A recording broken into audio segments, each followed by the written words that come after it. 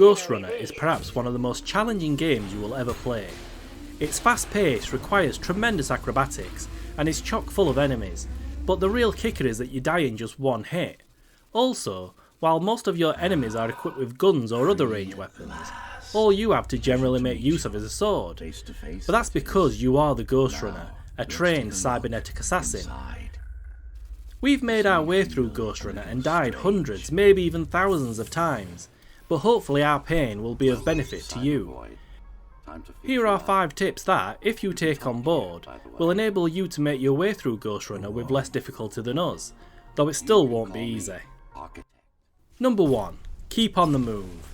If you want to stay alive in any of Ghostrunner's combat encounters, you need to stay on the move. Stand still for just 1 second and you're liable to get shot if there are enemies with guns around. Not everyone will attack you with guns though.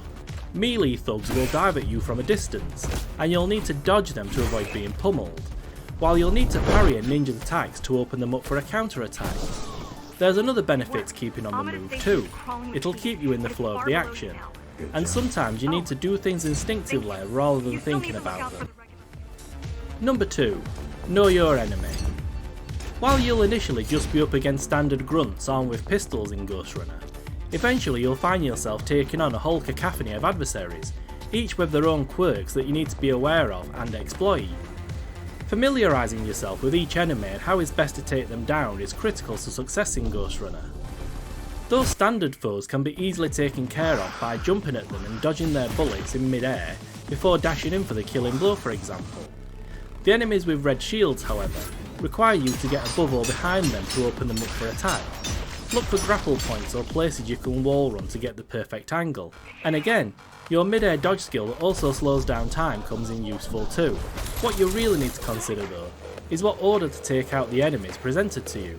If there's a ninja and a rapid fire energy gun wielding foe in close proximity to one another, for example, you'll want to take out the gun wielding foe first so that you can safely tackle the ninja one-on-one by parrying its attack.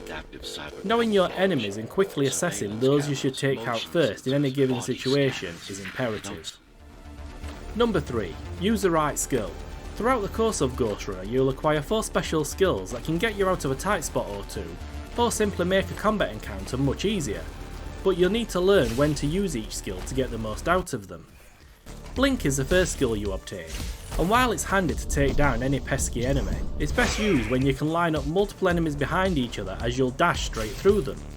Later in the game you'll also unlock Surge, which is great when you have numerous enemies in front of you in a horizontal pattern. Surge adds a larger range too. Tempest is the second skill you pick up in Ghostrunner, and it allows you to blast enemies in front of you away with force. What's really neat about it though, is that it can also be used to reflect projectiles sent your way.